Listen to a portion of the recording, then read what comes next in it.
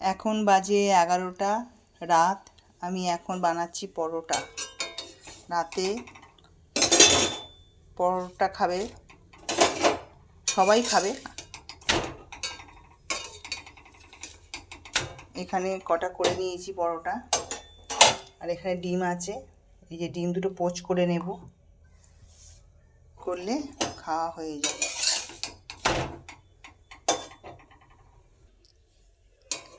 হয়ে গেছে, দুটো হলে পরোটা দুটো হলে হয়ে যায়, তারপরে খেতে দেব।